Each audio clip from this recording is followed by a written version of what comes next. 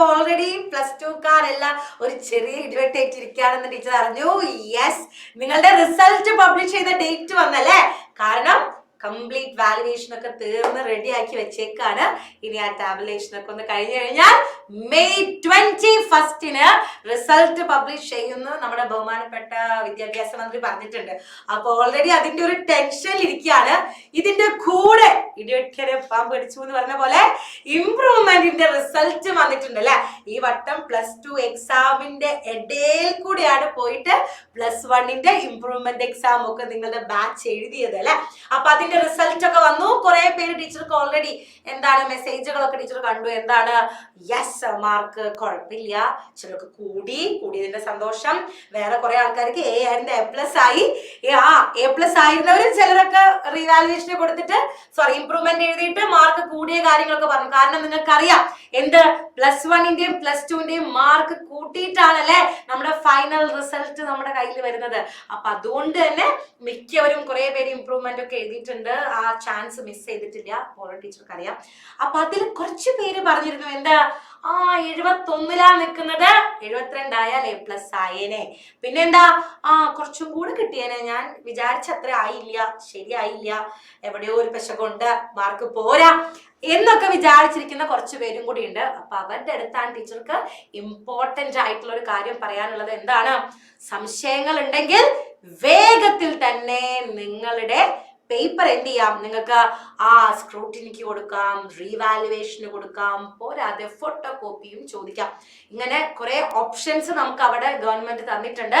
അപ്പോ മാർക്ക് കൂട്ടിയപ്പോ തെറ്റിപ്പോയതാണ്, അല്ലെങ്കിൽ ശരിയായില്ല, ഇതെന്റെ വാല്യുവേഷൻ കറക്റ്റ് അല്ല, അല്ലെങ്കിൽ എനിക്ക് നല്ല സംശയമുണ്ട് എന്റെ പേപ്പർ നോക്കിയതിൽ, ഇങ്ങനെയൊക്കെ എന്തെങ്കിലും പ്രശ്നങ്ങൾ നിങ്ങളുടെ കയ്യിൽ നിങ്ങൾക്ക് തോന്നുന്നുണ്ടെങ്കിൽ അത് മനസ്സിൽ വെച്ചിരിക്കാതെ എന്ത് ചെയ്യുക, ഉടനെ നിങ്ങളുടെ സ്കൂളിൽ പോയിട്ട് മെയ് 12 മുന്നേ കൊടുക്കാം. എന്തിനാ? നിങ്ങൾക്ക് ഈ പറഞ്ഞ കാര്യങ്ങൾക്കൊക്കെ. അപ്പോ ഈ പറഞ്ഞ സാധനങ്ങൾക്കൊന്നും സംശയമില്ലല്ലോ അല്ലെ? എന്താ ഈ ഫോട്ടോ കോപ്പി എന്ന് പറഞ്ഞാൽ ആർക്കെങ്കിലും സംശയം ഉണ്ടോ? നിങ്ങൾ എഴുതിയ പേപ്പറിന്റെ ഫോട്ടോ കോപ്പി ഇങ്ങോട്ട് തരും. അപ്പൊ നിങ്ങൾക്ക് നോക്കാലോ മാർക്ക് എങ്ങനെയാണ്, കാര്യങ്ങളൊക്കെ എങ്ങനെയാണെന്ന്. പിന്നെ സ്ക്രൂട്ടിനി എന്ന് പറഞ്ഞാൽ എന്താ?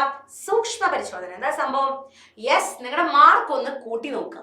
അതായത് കൂട്ടിയത് തെറ്റിപ്പോയി എന്നാണ് സംശയമെങ്കിൽ, അതായത് ബാക്കി എല്ലാം പ്രോപ്പർ ആയിട്ടുണ്ട്, പൊതുവെ സൂക്ഷ്മ പരിശോധനയ്ക്ക് കൊടുക്കുന്നവരുടെ എണ്ണം കുറവാണ്, എങ്കിലും അതും നിങ്ങൾക്ക് ആവശ്യമാണെന്ന് തോന്നുകയാണെങ്കിൽ കൊടുക്കുക. അതായത് മാർക്ക് ആഡ് ചെയ്തപ്പോൾ തെറ്റിപ്പോയതാണ്, ടാബുലേഷനിലാണ് പ്രശ്നമുള്ളത് എന്ന് തോന്നുകയാണെങ്കിൽ സൂക്ഷ്മ പരിശോധനയ്ക്ക് കൊടുക്കുക.